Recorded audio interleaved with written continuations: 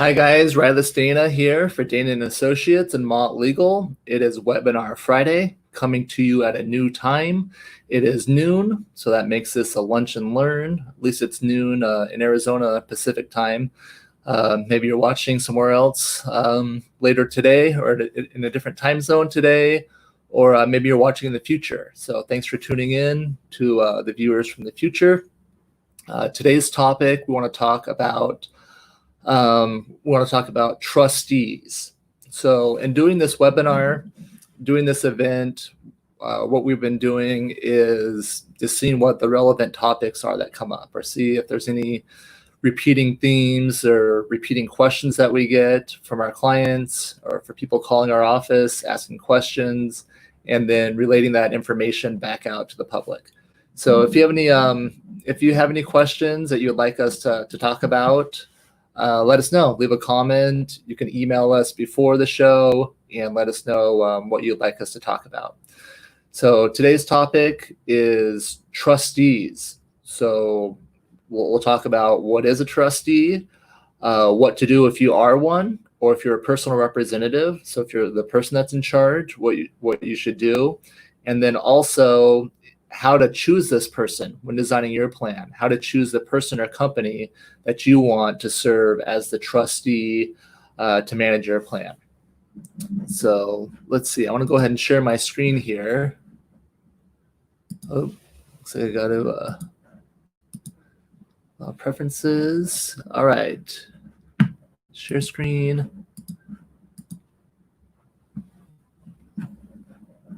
Oh, I got to follow some steps to share my screen. It's all ready with good things to show you. It's got a new hard drive on this computer, and I didn't allow it to share the screen. I missed that step before the broadcast. So let me go into the settings and do that real quick, so we can look at these nice visuals. Will not be okay. We need to quit. Okay, so that's not going to work. We'll have to quit the stream. Okay, well, I guess we can't show you everything that I have on my my screen unless I join the broadcast from another device, which I could do. So I really want to show you these things. So I'll invite myself to the broadcast on another device and see if we can get it set up that way. Nothing like a little change on the fly, make things interesting. All right, let's close thing out of this inbox. Send. Oh, the link wasn't working either for the live stream. Let me try to invite some more guests. Having some technical difficulties today. Email.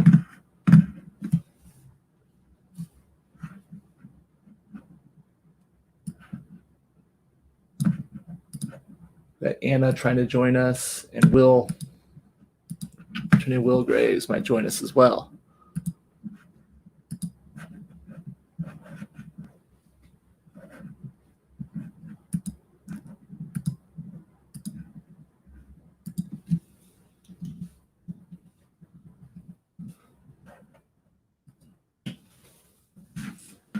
Okay.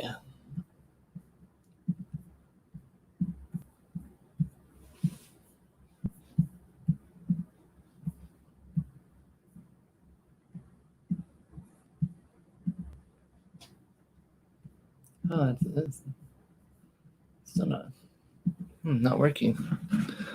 Not working. Having technical difficulties.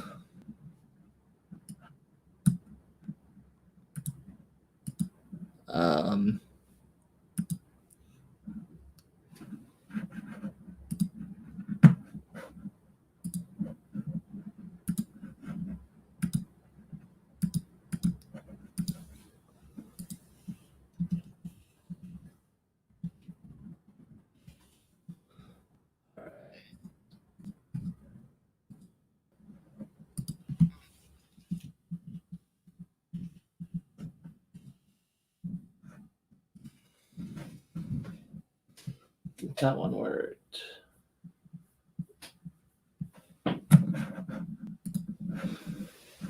Oh, here we go. We got Will. We got Will in the studio. Let's add him to the stream. Hi, Rilus. How are you today? Glad to have you. Hey, thank you. Nice to see you on StreamYard and at a different new time here. Yeah, it's kind of like our meetings, right? Yeah. But we'll do this one in the public. Talk about some of these things. True. Yeah, I had everything all ready on my screen to share, but that wasn't working. So I'm trying to get my laptop going. Well, and that's not working either. Here's Anna. Oh, good. So hello, Anna. Hi, Anna. Hi. So, let's talk about trustees. Let's talk about fiduciaries. Sounds good. Sounds like a nice topic for today. Yeah. So while I'm messing around on my computer to see if I can get to these materials, let's first talk about what a trustee is and what a fiduciary is. So do you want to lead us off on that topic, Anna? Sure. Yeah, so a successor trustee is the person that you appoint to step in and take over your estate if something were to happen to you. They act as your fiduciary agent, so essentially whatever instructions you leave for them in the trust, they follow. They're the ones managing your trust and taking care of the money for the beneficiaries that you've appointed. So if that's minor children, then they hold on to the money in trust until the kids turn certain ages. They can, once the kids turn a certain age, sell the real estate property that you own, put that money back into the trust. And so really they're just the manager of the trust and act as your fiduciary agent. Act as you would if you were still alive, essentially, is what their goal is. Yeah, I like to say they step into your shoes when you're gone. And so they have the authority to kind of liquidate your assets and hold them in trust for the minor kids. Or if the kids are older, they're the ones that liquidate those assets and then give it to your beneficiaries, which is most often kids for those that have them, or any beneficiary for those that don't. Mm-hmm. Yeah, it could be charities, kids, friends, family members. Right. And what's nice about it is that you're no longer here, but you have someone acting on your behalf to manage your money for the people you've chosen. And so the trust kind of gives them the authority to do that for you. And then they're under that fiduciary duty to follow the terms of the trust, and they can't just spend it on themselves or give it away. They have to give it to the people you've chosen in your trust. Exactly. Yeah, they're called trustee for a reason. It's somebody that you trust. So. Yeah. And it's funny, people ask like, well, how do I choose this person, the successor trustee? And you have to pick somebody that you trust. And so we don't mean to use the word trust so often, but yeah. It's like a pun intended. It looks like Rilus is getting everything ready to show us some visual aids. This is kind of reminds me of what I go through when I talk to clients in any given Google Meets platform. Yeah, I'm getting back. Yeah, virtual meetings. What microphone I'm talking into at this time? Can you hear me okay? Yeah. Yeah, I can.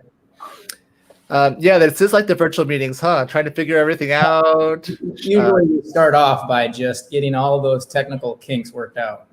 Yeah, opening all those things. So I wanted to show off our website. I'll always take a minute to do that.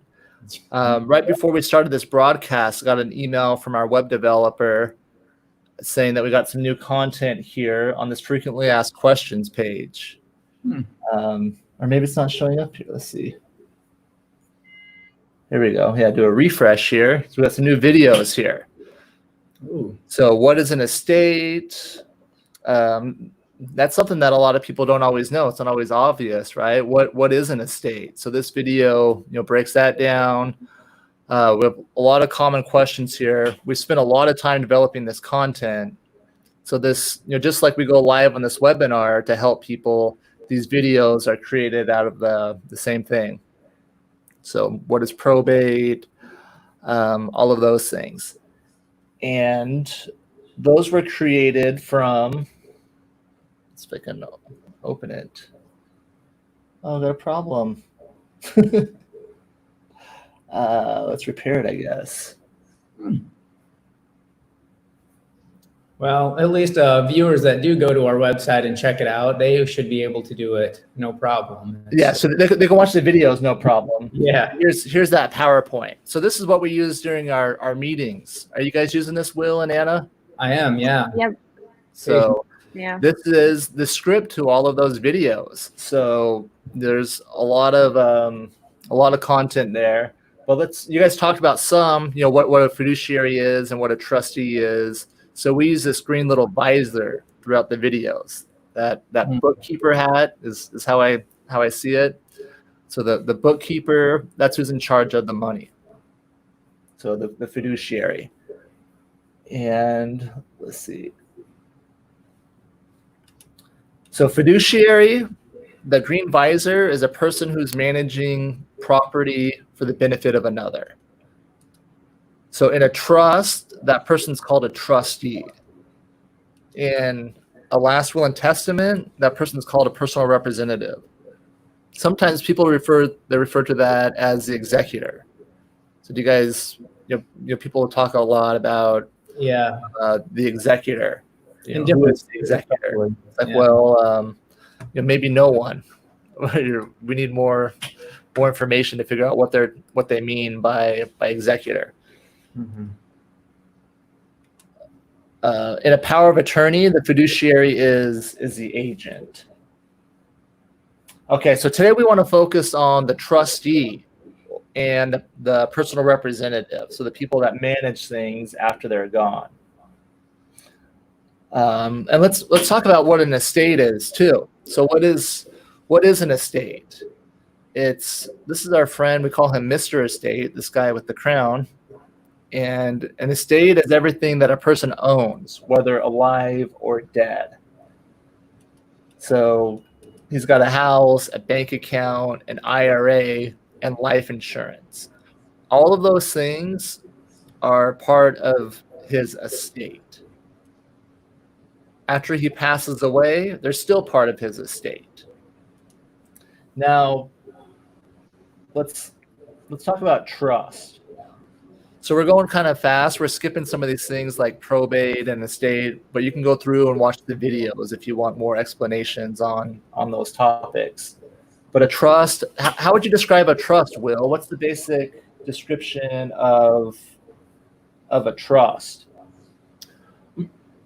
Sure, yeah. So a trust is just it's kind of like a legal contract between yourself and yourself, where you're creating something where you put somebody in place to liquidate and control your assets when you're gone. So it's kind of like an entity in that it can own property or assets, and it can be the beneficiary on bank accounts or 401k accounts.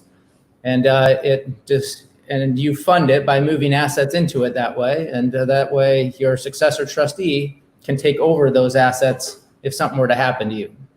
Yeah. So here's Mr. Estate. He's got a house, his bank account, that IRA, and the life insurance. So a trust is a legal document created by a person. So this unlock, meaning it's revocable, meaning you can make changes to it. Mr. Estate is the trustor. So the person that creates the trust is called the trustor. The person that manages is called the trustee. And the person that benefits is called the beneficiary. So these are our fun little tools that we use. So trustor, the briefcase, that's who's in charge, the person that created the document, the manager, that bookkeeper had, and then this hand, who's going to benefit.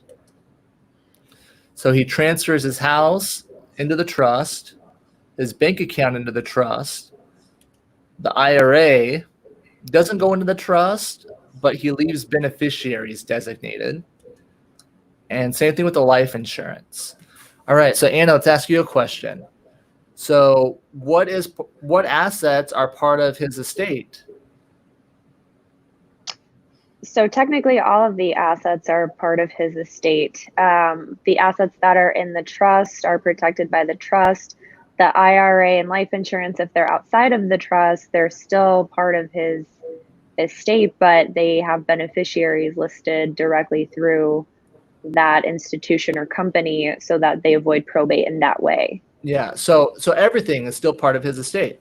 So all these Mhm. assets, even though he has a trust, they're still part of his estate. Because an Yes, estate is everything a person owns, whether alive or dead. Mhm. So he's now changed the ownership of his house and bank account into the trust, but it's still part of his estate. Mhm. All right, let's fast forward a little bit here. Oops, I got to click the right mouse. Got two computers going. Okay, now he's passed away.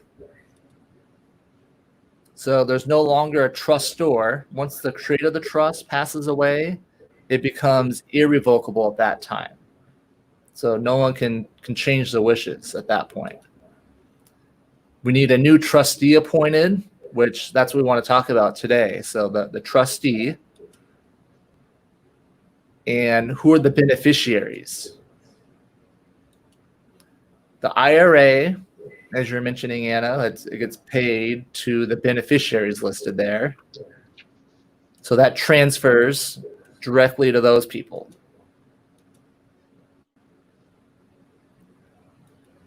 And the trust or the life insurance, it was payable to the trust. So that transfers into the trust. A successor trustee is appointed, and then it's their job to see what conditions the trust has and when it can be. This is showing an age restriction trust, which is the most common type of subtrust, just holding it for the beneficiaries until they reach a certain age. So that's the job of the trustee.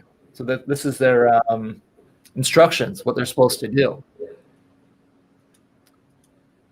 Okay, so Will, let me ask you a question. So at this point, what is in his estate? So after he's passed away, what is left in the name of Mr. Estate's estate at this time? Right. You're saying so after the IRA has been distributed to the beneficiaries. Yeah. Like in the revocable trust is the house and the bank accounts. Yeah, all of these things are in the trust. They sell the house. So what assets are in his estate at this time? It's kind of a trick question. Yeah, because the trust is controlling for everything, and then his estate really is everything else. Yeah. I tend to think of it as probateable assets versus non-probate transfers. Yeah, I think that would be the correct way to say it. So his probate estate would be nothing, meaning there's nothing left in the name of the deceased person. Yeah.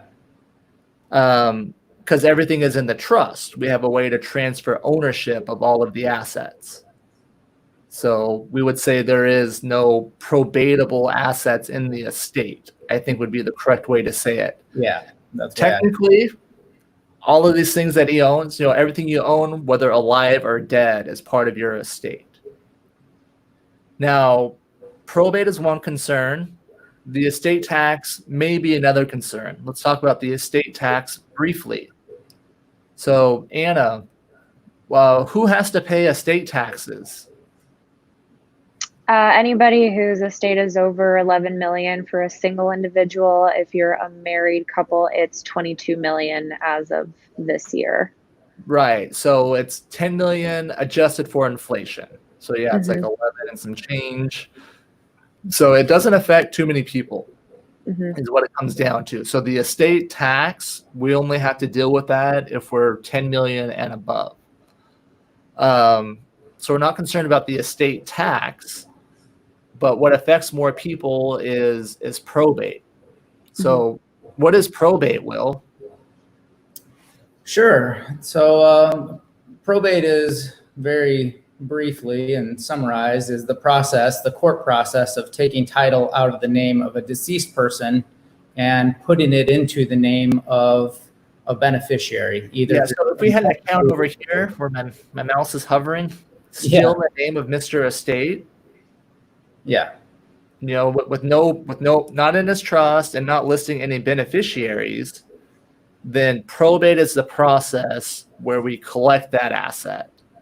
So it means to prove. So we figure out where it goes, whether it gets added into the trust or who the beneficiaries are.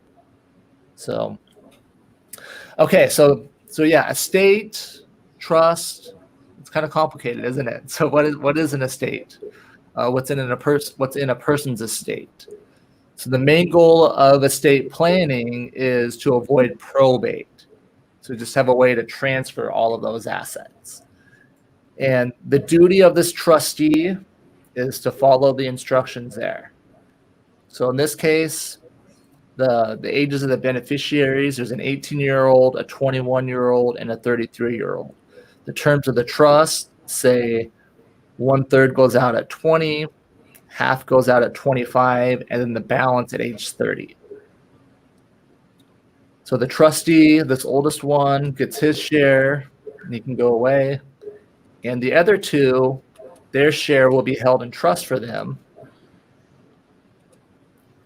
This 21-year-old, he receives a portion directly, and the rest in trust. And the 18-year-old, she gets all of hers in trust. So this is where we help people. This is the flow chart that we use to design the plans. And we'll design the custom plans for people. But as part of that, when we're designing it, a big piece of the plan is who is going to be that trustee. You know, who are you going to give that green visor hat to? So does that come up a lot in your consultations, Will and Anna? That seems kind of like a theme in the last couple of weeks, right? Mm-hmm. Yeah, it's in every appointment. It seems like it's one of the toughest questions people have to answer is who is that person? Because it's themselves while they're alive, and then their spouse first. But they have to think of one when they're both gone. Yeah, so that's a little bit harder. So how does a person pick a trustee, Anna? What do you that we talked about that job, what a trustee does, but how do you help your clients choose someone or a company to serve in this role? Usually they have somebody in mind already. I would say a lot of the time they do, and it's their kids, their oldest kids, especially if their kids are adults. If they don't have a family member or friend that they can rely on or that they trust to execute their wishes, then usually we recommend either hiring a fiduciary company that offers those skills, so they'd step in and act as a successor We'll trustee. talk more about fiduciary companies, but do clients ever have bad ideas? Sometimes, yes. Sometimes, yes. What type of bad ideas? I wouldn't say they're bad. I would just say, looking at it from a trust administration point of view, it makes the administration of the trust a lot more difficult. So a lot of people want co-trustees. That seems to be very common, especially people who have 2 kids or multiple kids. They want them working together to distribute the estate. So co-trustees. Let's talk about that for a minute. So co-trustees, meaning 2 people that share the working power together. Mm-hmm. So that's one of those things where it's not always a bad idea. When there's only 2 children, I think that's pretty common that they name both of them, or it just depends on the children and the family dynamics. But that's not necessarily a bad choice. What I'll definitely say is a bad choice when you're naming like 3 or more, or even when you're naming any 2 individuals together. You got to consider what's going to happen if they can't agree. And we see it a lot. Especially in split families, where they husband and wife each had children from a prior relationship. Sometimes what we'll see is they name each of their children, thinking that will help them work together. Sometimes it works, but sometimes it doesn't. Sometimes these kids, have never even met each other, have no relationship at all, and then they have each of them can have great ideas, which could technically be a good use. But how do you determine what to do for the trust? So yeah, co-trustees is something that we caution people about. Any other problems we see in just choosing the trustee? In regards to what kind of trustee? Yeah. What kind of trustees? Let's talk about companies and kinds of trustees. Oh, okay. Yeah. So we've Yeah. had people who choose banks as their trustees, which can sometimes be problematic. Because a lot of the time they have accounts with those banks, so the banks have an interest in, the distribution of the assets, keeping that money in those accounts under their name. Yeah, so there can be a conflict of interest with the trustee. Exactly. So when choosing trustees, you have persons you could name, like a family member. One of the beneficiaries is an obvious choice, usually, like one of the kids, if they're adults and of age. You could Mm-hmm. name them to manage it because they're going to be interested as one of the persons receiving. Now, if Mm-hmm. your children are minors, the beneficiaries are minors, or they're not able to manage the money themselves, then other persons, we see people named like family members, maybe a brother or a sister or someone like that, or just a close friend. But if you've exhausted the people, then that's where you get into companies. So if there's not a good person in your life, then you can look at companies. So, but with any company, it's important you're really picking the company. So they have whatever their policies are today, but what are they going to be in the future? And that's where, with our experience, we're seeing the pressure from the banks after someone passes away, aren't we? So, Yes. Yeah. so can you think of things that you're seeing, Anna, where this pressure from the bank or from banks as trustees, or can you think of any examples of that? Um, Uh, I can. So here's what it comes down to a lot. A lot of times what it comes down to is the banks just being difficult to deal with, where they don't give an actual answer in written form. They just say, legal says you have to do whatever, and they're just pressuring people to open a new account at that bank or that institution. Sometimes the choices we see that people are given is that they just have to open a new account at that institution. That's just how it goes. So and again, it's just that built-in conflict of interest. When there's money at their institution, their fees are based upon how much money is there. It's just human nature that they're going to try to keep things there. Now, some of the problems that I've seen where we've had plans designed with a dynasty trust, meaning that everything inside of the trust stays protected for the next generation. But I've seen bankers where they say, you don't need a trust to avoid probate. Just change the account to name yourself as an individual, when dad dies, and that way the money transfers right over to you. So where the plan we designed would have kept everything inside of a dynasty trust, a 7-figure inheritance. But what happened is when dad passed away, the new account that opened up was opened jointly with his wife as community property. Whereas the plan that we designed, it would be separate property. So if there was ever a divorce, that's now half hers.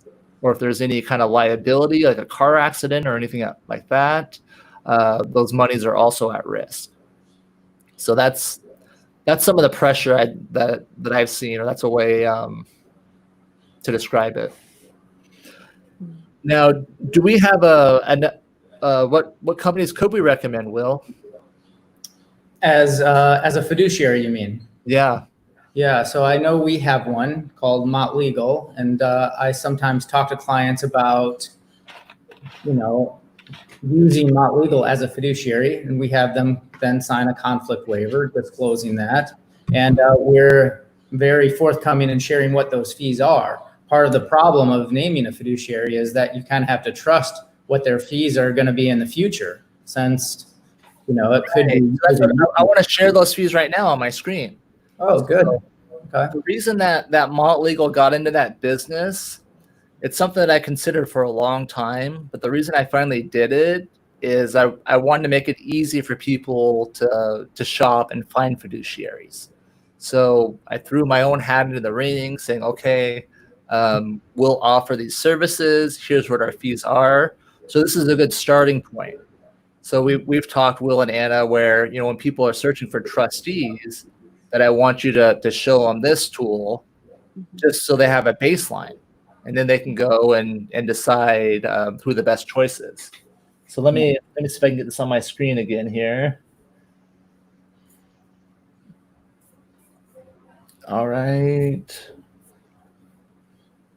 There we go. So, all right. So here's what our services are to serve as a fiduciary. So this first fee is estate settlement services. So one of the reasons why it's kind of difficult in choosing a trustee or comparing the prices and costs for a trustee is there's different terms.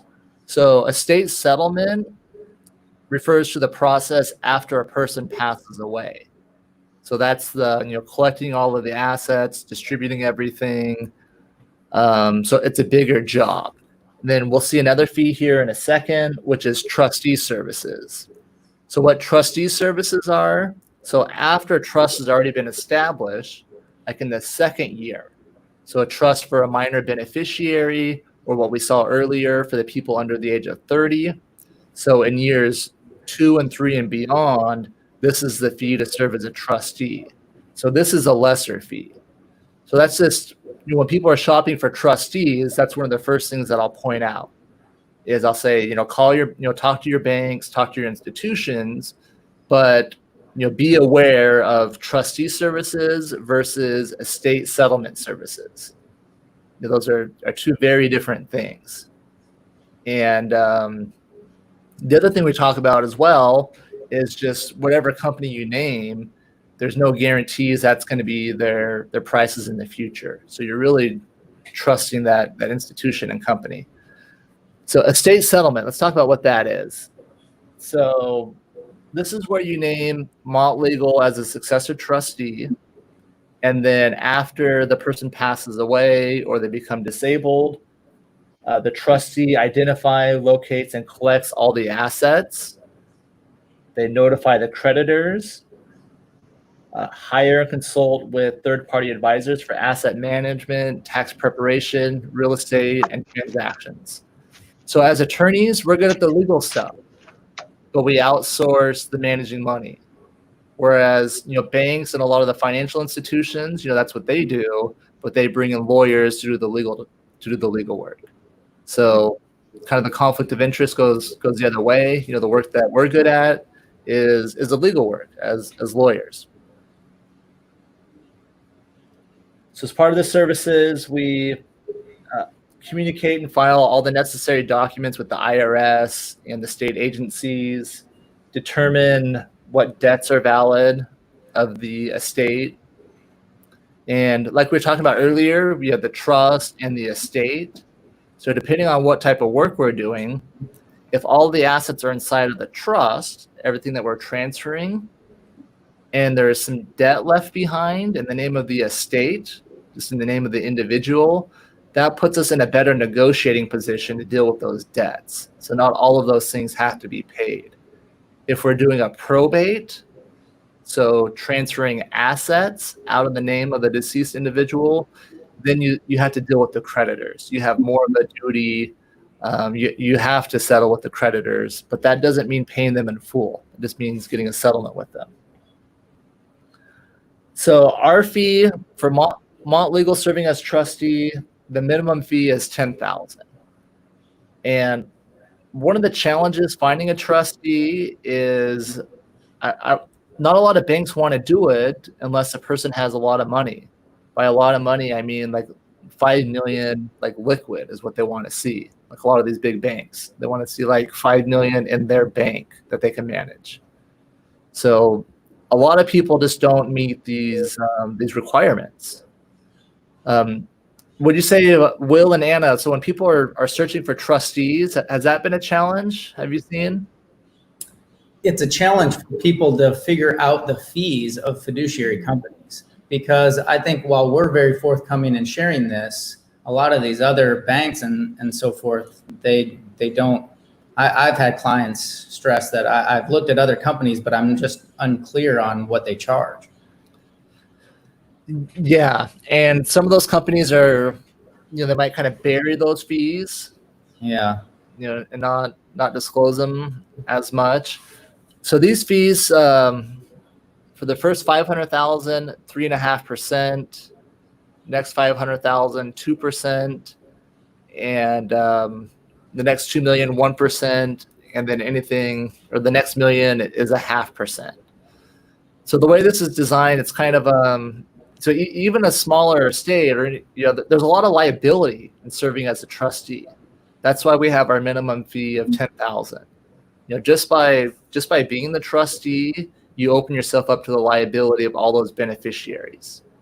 So if you neglect any of the assets in the trust, if you do something that causes them to lose money, then it's your fault as a trustee. So because of all that liability, that's why companies charge a fee for that, including us. That 10,000 minimum, have people said anything about that? Their experience with other places or what other fees are? Or Anna and Will, have you guys looked at the trustee schedules for other companies? I'm not that familiar with other companies, no. And Anna, have you showed this to people? Have they said anything about the 10,000 minimum fee? Or I think she's frozen. She's frozen. Yeah, she is. Either that or she's sitting very, very still. Yeah, we'll remove her there. There we go. We thought you were just holding very still. Yeah, welcome back. No, my internet went out. Did it go out for you guys, or was it just mine?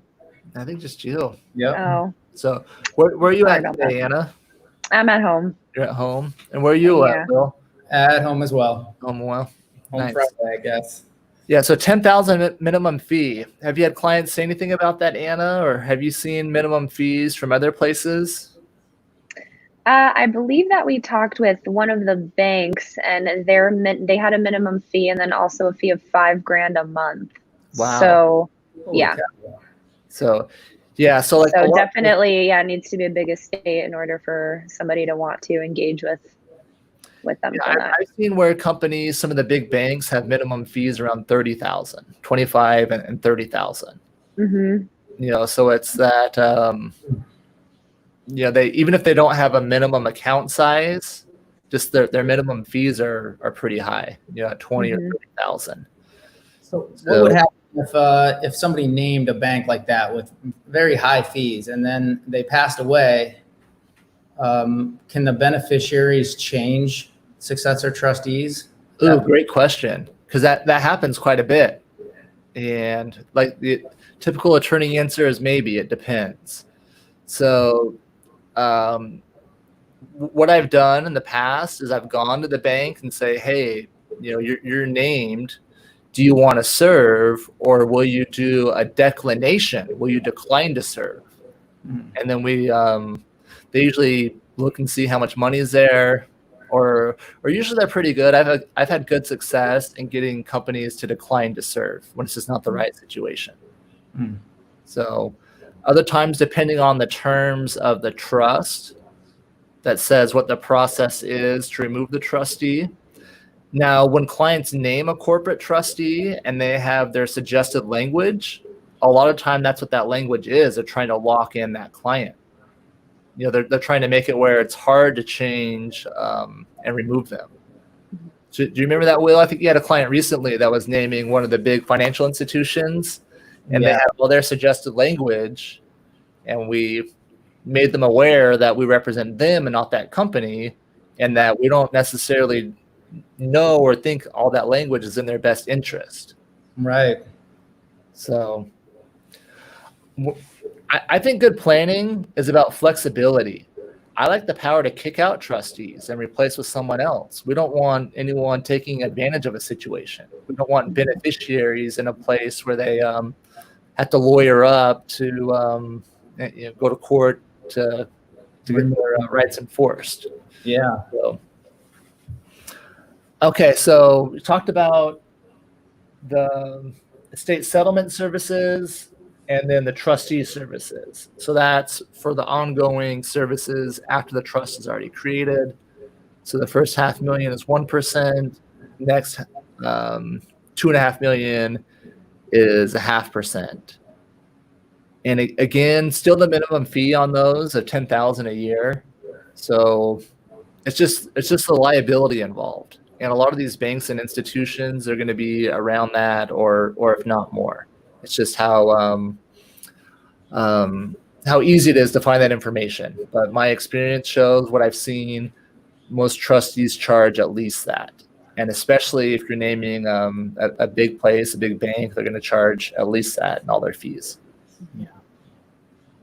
Personal representative. So that's the person named in the last will and testament. So that's our fees for that. Either they're based upon the statutory fee, if it's a state like California or Nevada, where they have a statutory fee. Other expenses. So if there's a title transfer, so if the trust is selling property, there's more fees there, which is common from other trustees. If there's multiple beneficiaries, there'll be a fee, extra fees. This is also relevant in administering a trust. And we bring this up when designing plans, don't we, Will and Anna? That, if they name a ton of different beneficiaries, that just makes it a bigger job for the trustee to administer. Mm-hmm. Right. Yeah. Okay, that's the fee. So whenever people are trustee shopping, we send them this information, and this is a conflict waiver, just disclosing that the common ownership of Mott Legal and Dana and Associates, just making it clear that we disclose that to them and that they're choosing us. But more than anything, we just want a good tool so people can make an informed decision, figure out what's best for them, and go from there.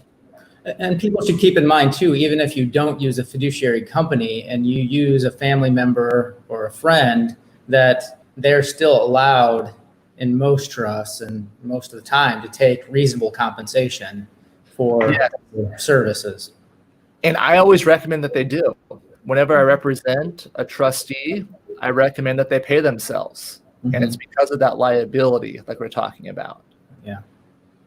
So when people ask who should they name for a trustee, what my recommendation is if there's a person in their life they trust, and then tell that person to hire us or someone like us, an attorney that can represent them, I feel like that's the most efficient way. So even paying that person a reasonable fee and paying legal fees to someone like us, to a law firm like us, that still is less than what most banks and most of the big institutions would charge. And I feel like that's the best way to get the personalized service. Their friend and their person knows the details about their beneficiaries, their family members, their property. And then us as the legal team, we can advise them, and we basically do everything for them. When they hire us for the trust administration, we do their whole job for them and work together to sort out the trust. Yeah. So, lately it seems like we've seen a trend where we're getting a lot of those cases, a lot of people that need help administering. Mom and dad have passed away. There might be a house that they need to collect, or maybe there's a trust. Mm-hmm. So that, common questions we get are is what should they do, right? Do I have to pay this person? What do I do? A lot of times specific things. There was one the other day. There was a trust. It was an old trust, and it named a charity that was no longer in existence. So he's like, "What do I do?" I was like, "Oh, good question." That's where we would have to, if you hire us, we'll get in there and then we'll read the documents in detail and then advise you on what the best thing to do. But a lot of times there's no clear and specific path, right? There's no, here's what you must do. So that's the liability that we're talking about. You have to make a decision, as the trustee, and then our job as the attorneys is we're giving legal advice, is we're making a recommendation based upon the the exact situation and the facts that they're dealing with. So pretty fun. I think it's fun. Keeps it interesting. You don't see the same thing, maybe similar things, maybe trends, but just when you think you've seen it all, man, Yeah. something else happened. Yeah. So Yep, very true. I'll put up our little banner here. So if you guys are named as a trustee, any of the viewers are named as a trustee or personal representative, you can reach out to us for a consultation. We'll let you know what you need to be doing in your situation, and we'll let you know how we can help you if you'd like our help. You can also design your own plan to choose your trustee, choose who's going to take care of your family when you cannot, choose who you want to be there to manage money for their benefit, choose who you'd want to be the guardians of your children and minor beneficiaries, and all those things. So I've been thinking about like our marketing and our stuff. I feel like we need to sell the sizzle more than the steak. You know, what I mean by that is we talk about what to do all the time. We don't talk enough about the benefits, right? The benefits is the peace of mind. That's really the business we're in. Back to the MEP, which is our core values in one word, mindfully empowering passions, helping people. So the reason people come to see us on the front end or what they get when they're done is peace of mind. And that's nice, right? Will, Anna, we see that from clients, don't we? Yeah, they all feel better after they've gotten everything figured out, so they can rest easier knowing that it's in place in case something were to happen. Yeah. We've been doing everything pretty much virtually now, but that last meeting where we review the documents with them, it's a different feel, isn't it? It's a more relaxed. It's kind of like an exhale, like okay, like we've got a plan. And our personal family legal session is the first step to creating your own plan. It's very comprehensive. We make it easy, but it's 3 different attorney meetings via Skype and 1 different time to sign the documents. But we go through all the what ifs, don't we? We go through the major ones, and we help people with peace of mind, by working through those issues and coming up with a good plan for all of those. So thanks everyone for tuning in. Do we have any last words of advice before we close it out this week? Last words of advice is to stay healthy and stay safe. I know that it's a crazy world out there right now, and seems like Arizona is a little bit of a hot spot here. So that's why we're doing this virtual stuff, and we hope all of our viewers are staying safe. Yeah, that is a good point. Let's talk about our latest office procedures too. So I'm glad you brought that up. So we've been working mostly virtually. We are getting some pressure though. There is some people that do want to come in. Yeah. So it's tough as a business owner, as a person, just trying to balance that moving on versus staying safe. So most of our meetings are virtually. I would say they're just as effective, if not more. But the signing, what we've done, we do like a social distancing signing, I guess, is how I would describe it, where we do most of the review via virtual meetings and screen shares. So the signing is just an actual signing. We are going to start allowing people to come in. We have a lot of people out there who they've been waiting throughout all this. They've been waiting all year, I'd say, for let us know when we can come in real life, or let us know when we come see you. And part of it is they want to trust us, I guess, right? They want to meet a real life person and work that way, which is understandable. So to kind of balance those areas, what we're doing is we are going to offer in-person meetings for their personal family legal session. There is a charge for those though, just so we can allocate our time. There is a fee for if you wanted that first meeting in person, and then we'll apply it towards any work that you might have us do.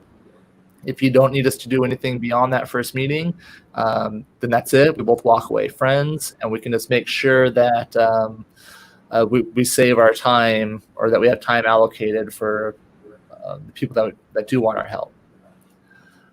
In our client meetings, though, even when we meet in real life, they're going to be kind of like a hybrid.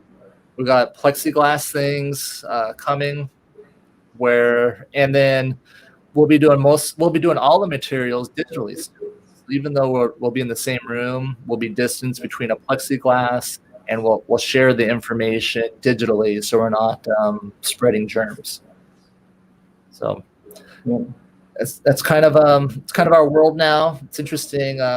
I went shopping the other day. I got some new lights. You can tell us all these lights. Your office looks great over there. Working on the studio over here. Yeah. But Tempe Photo, they had a good system going. You had to ring a doorbell, and then you had to have a mask on, ring a bell. They would let you in, take your temperature, and come up. People asked in our meetings, like our team members asked, what we're going to do, how we're going to take precautions. And I said, I'm a lawyer, not a doctor. We're going to do a waiver, not a thermometer, right? Because I worry just about administering health tests and all those types of things. So what our approach is we're going to ask people to be nice and just take proper precautions, but also sign a waiver, just to be clear. Yeah. The waiver is just going to say that we're doing our best, but we're not perfect. So if you want to come in, I guess that's kind of like the middle ground where we're balancing all those things. Yeah. So thanks for tuning in, everyone. If you have any other topics you'd like to hear us discuss, leave them in the comment, or you can reach out to us via our website, danalegalhelp.com. Hope everyone has a great day, great weekend, and we'll see you next time. See you next time. Thanks, everyone. Have a great weekend.